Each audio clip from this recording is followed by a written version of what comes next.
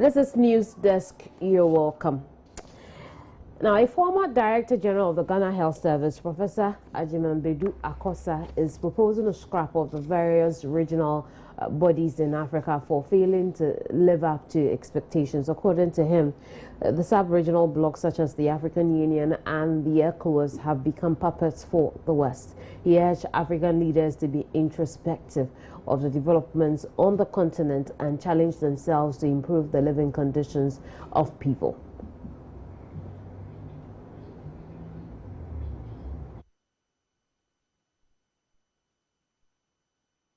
Right, we'll bring you that soundbite later, but let's speak to political science lecturer at the University of Ghana, Dr. Opoku Eidu. Dr. Eidu, you're welcome to the program. Thank you. Right, Dr. Eidu, what do you make of this call? By Professor Akosa? Absolutely, for the scrapping of ECOWAS. Well, I find it somehow interesting. You know, at independence, most African countries or most of the leaders believe that Africa's salvation was to be found in continental unity. But at some point, especially from the 1970s and 80s, it became quite clear that continental unity could only be formed through regional integration. And so a number of regional organizations in East Africa, South, West Africa, among the Maghreb, were formed.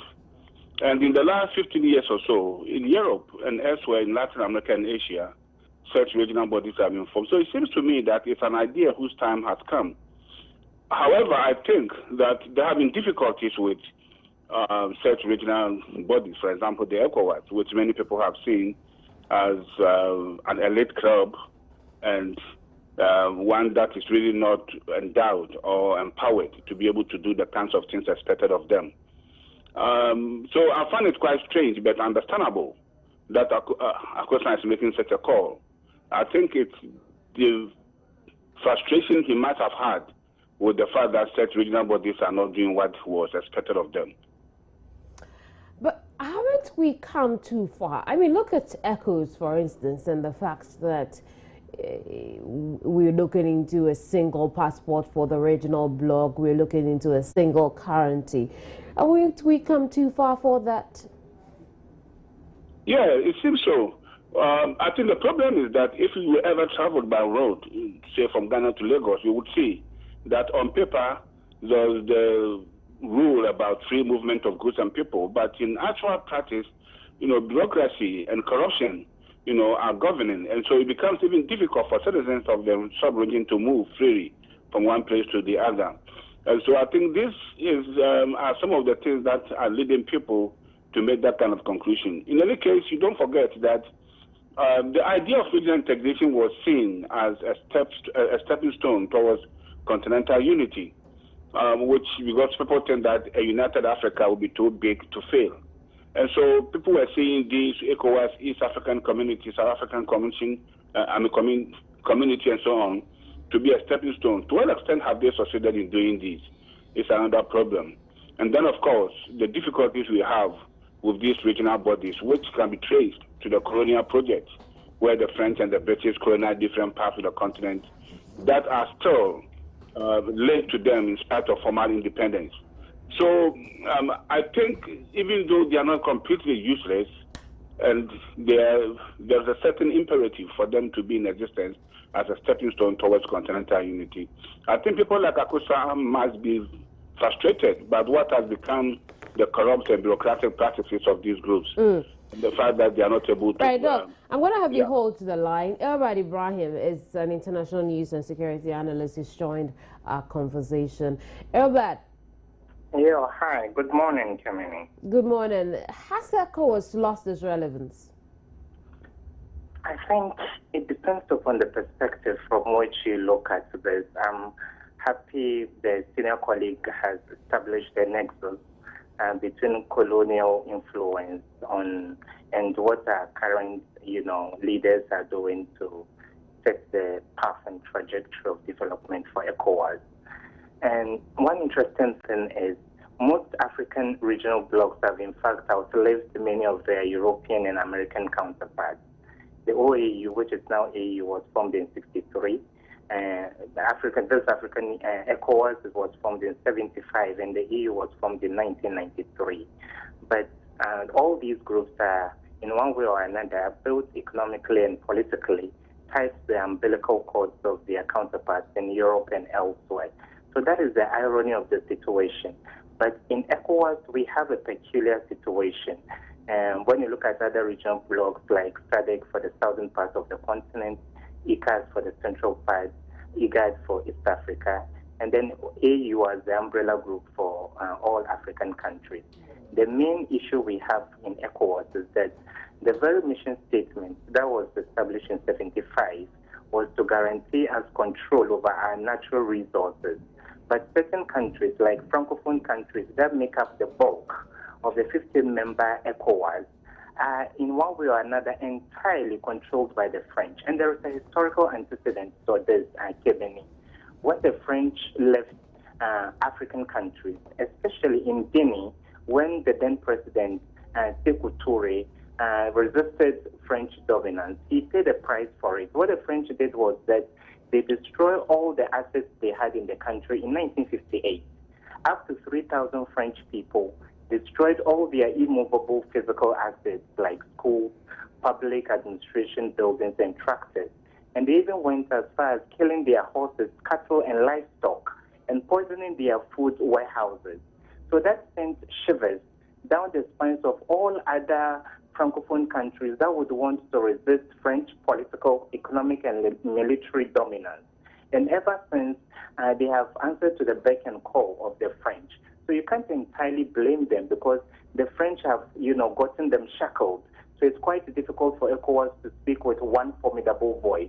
Anytime we take a decision, the French amongst us, the francophone countries amongst us would lag behind. There was this talk of ECOMOG, a common currency for the sub-region. Only the Anglophone countries within ECOWAS were able to wake up and sniff the coffee. It was Ghana, Nigeria, Liberia, Sierra Leone, and other countries. So the French have been cowed, the francophones within the sub-region have been cowed by the French. So therefore, much as I agree with the senior colleagues that perhaps ECOWAS has outlived its relevance, I think the sub-region is better off with a loose alliance that is not strong enough to keep our security than having a blockless region like ours, in which case there would be a lot of instability and economic fluctuation within the region. I see. Urban, I'm going to have you host the line. Doc, if we wanted to do away with ECOWAS, what alternatives would exist for us? The AU? Well, already you know there are problems with the AU, as the other gentleman rightly pointed out. Apart from the fact that sharp division between the Anglophone and Francophone countries in West Africa and other parts of the continent is not helping. For example, if you go to Dakar, there's a strong French military presence there in that country, which is no evidence of independence. And all this militate against continental unity. You also recall that about 8 countries in North Africa are members both of the AU and the Arab League. And their commitment, with the exception of Morocco, their commitment to the continental project is sometimes in doubt. So there are real difficulties, and I don't see how, even if the regional bodies are not doing well, we should scrap them and replace them with a continental organization that is disempowered and more or less, in parentheses, toothless. So I think, notwithstanding the difficulties you have of them, we have to maintain them and struggle for the kinds of reforms that will be necessary to make them effective and work towards the kind of continental unity that we all want. So I wouldn't call for, as I said, I understand the frustration of people like Professor Kosa and so on, but I think that to go to the strength of saying we should scrap it all together would be an extremist position to take, in my opinion. Let's talk about the somewhat division between the Anglophone and the Francophones in the sub-region. What can be done to let the Francophone side off the shackles of the colonial masters, if indeed there should exist one Africa in the future? Dr. Abel, I'm going to start with you. Yeah, I mean, it's quite difficult. You know, it's unfortunate that, I mean, the colonial project lasted for about only 75, 80 years, and yet it had that profound impact on Africa. And if you go to any of the Anglophone countries, I mean the francophone countries, you will see the sharp differences that do exist. The strong, as the other colleague said, the fact that the umbilical cord that tied us to Europe wasn't cut even at independence. And so there are real difficulties. And we need to proceed. You remember when Nkrumah formed that alliance between Guinea, Mali, and Ghana, there were other groupings that also emerged to oppose him. And if you look at what happened in the Congo and so on, so there are very powerful neo-colonial forces at work today on the continent which militate against continental unity. And the way to go about it is for not just government but civil society and all Pan-Africanists and progressives to struggle, you know, to unite the continent along those lines. Fortunately for all of us, in many of the francophone countries are some of the very radical progressive Pan-Africanists one can think of on the continent. What is needed now is how to bring them together and in alliance with the various states move forward. But I must say that that's going to be an extremely difficult path to take because, in my opinion, there are bombs on the way. There are very powerful neo-colonial forces of Europe in control of Africa, not just the politics and society, but the media and the systems. And so that's the difficulty that we face. It is desirable, but its feasibility is problematic. Everybody, what will be your take on that? Yeah, I think the senior colleague, insinuated the alliance that Nkrumah made a frantic effort to form. And the French have been quite bullish of former colonies, and they've made it quite difficult for people to wean themselves away from French dominance. And those who have tried in the past were made to suffer the consequences. For example, when Sekou Touré came out boldly and said he preferred freedom in poverty to opulence in captivity, he was meant to pay the price. And the list is endless. In Togo, when President Olympio also resisted, he was assassinated in 1963 because he wanted to print his own national currency away from what was being proposed by the French. In Mali, when President Modibo Keita also put up a resistance, he was toppled in 1968. Davido Dako of Central African Republic was toppled on 1st January 66. Maurice Yamiogo of Upper Volta, which is now Burkina Faso, was also toppled on January 3, 1966. And President Hubert Mago of Benin, 1972. And the litany of, French, ramshackling of Francophone leaders is endless, Kemeni. And it is even more nauseating to know that in terms of the GDP of the various Francophone countries, the French think that by colonizing certain countries within the continent, they were doing them a favor. And so you still have to pay for the benefits of colonization. So today, the GDP of various Francophone countries are not controlled by their national treasury.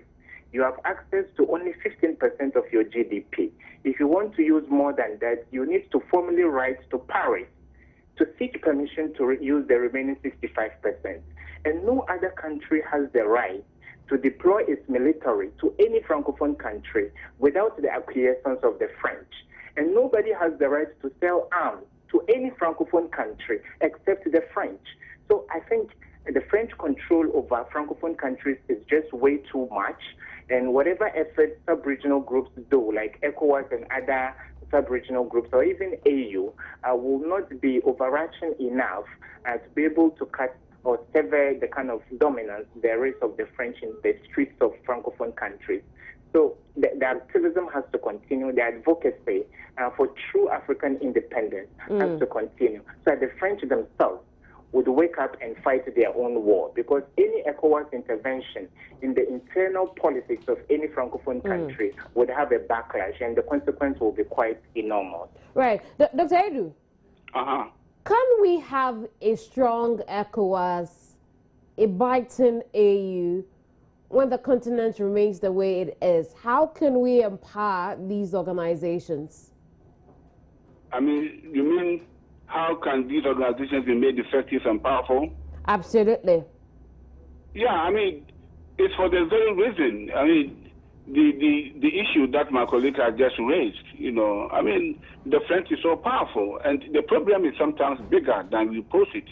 For example, he's talking about the GDP of the francophone countries, and every of the countries.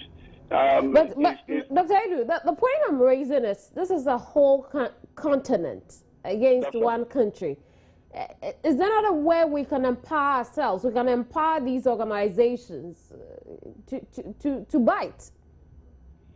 Well, first of all, you have to understand that the strength of ECOWAS depends on members' contributions.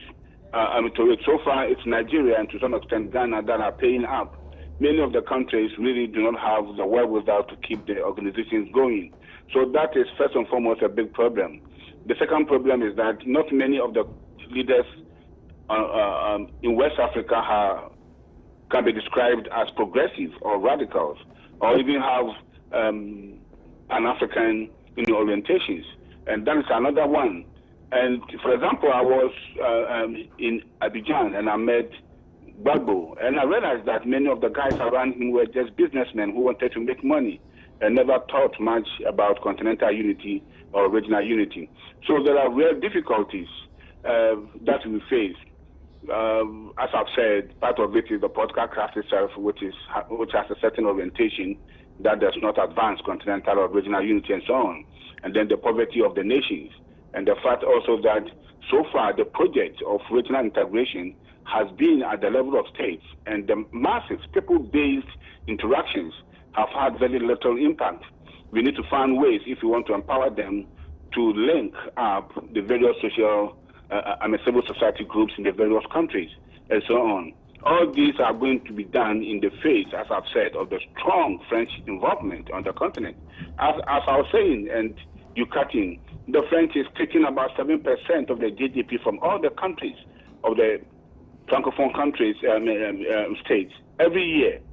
And that's a huge amount of money. And countries that don't pay up. For example, when Benin defaulted at one point, they wanted to organize a military coup there. And it took the late Nelson Mandela to plead on their behalf, to be given time to pay up.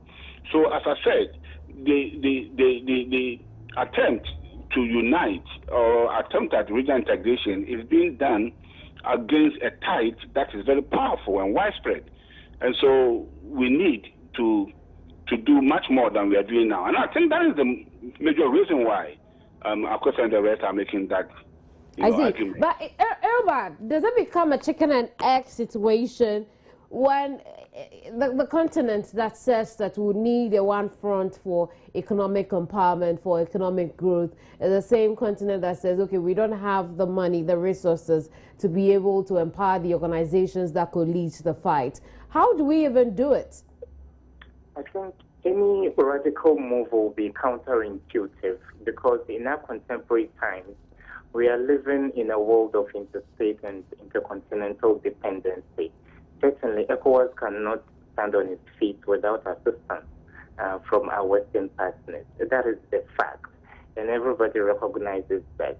That is why I am saying we should surreptitiously wean ourselves away from Western imperialist political and economic dominance. And we can do that over time. I think it should be a process and not an event. Let's make sure that there is exchange of expertise. Look at all the projects that are dotted across the capital and elsewhere within the sub-region. If the contractors are not Chinese, then they are Brazilian. And even AU is not a quintessential model for regional blocs because the very headquarters of AU in Addis Ababa was built by the Chinese. So there are not any good models or examples to look up to within the continent entirely. That is why I think this is going to be an uphill task. We can't live in isolation, and our leaders should also realize that we can partner our Western, counterparts, but not from a position of weakness, just as we have currently. So we can also contribute to the debate. And I keep saying, Kemeni, it's always better to teach a man to fish than catching fish for them. For how long will all of us, talented young people, be going for exchange programs that last for only 6 months and 1 year to come back and be in the services sector? when will we also take part in manufacturing? So we also have the wherewithal and acumen to be able to operate these machines that are used for mechanized farming, the machines used in construction and all that. Because the only way Africa can win itself from imperialist Western dominance is through industrialization. And if your educational system is not tailor-made to engender vocational skills, then at the end of the day, you will continue to be going to our Western partners cap in hand. And our reliance on them is going to last for centuries, not only decades. Is Africa unity possible? It is possible, but it's going to be quite Herculean. I don't believe in this, kind of democracy we have within the continent. The time given people is quite ephemeral. A president comes, he does 4 or 5 years, then he leaves the same. I think Nkrumah wanted to set a model. It has also been proven that politically, longevity in most cases translates into national development. But even DP comes and does 4 years or 8 years, MPP comes and does the same. And this vicious cycle of retrogression is repeated over time. Then there is very little one single African country can do to serve as a model to unify the rest of the continent. I see you, Brad. I'm going to let you off here at this point. Thank you very much for your time. Dr. Edu. Hello, Dr. Edu. Yeah, hello. Right, Dr. Edu.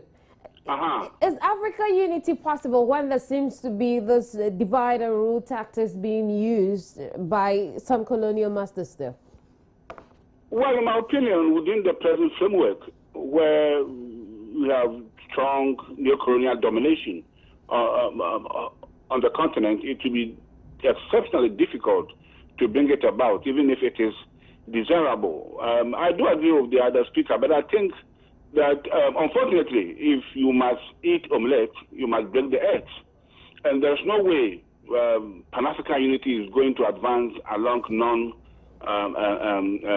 commitment to anti-imperialist, struggle. So we need to do that. You remember, Nkrumah and the rest had the same view at some point under the influence of George Padmore. They thought that to avoid a Vietnam-like conflict, they must go in for a non-aligned movement, which will not commit them to either socialism or capitalism. So they did that. And we now know the results. To a large extent, it failed. So I think continental unity is desirable, but its feasibility under the present scheme of things will be extremely difficult to accomplish. Thank you very much for your time. Dr. Opoku-Edu is an international news analyst. He is a political science lecturer. Ebrad Ibrahim is an international news and security analyst. Now, when I come back, we'll move on to some other issues. We'll travel off to Zambia and gauge the mood in the country. Obviously, after the death of the president, we expect the country to be in the state of mourning. But the other problem is who succeeds the president. Would it be the vice president or would it be the acting president? We'll find out when I come back. Don't go away.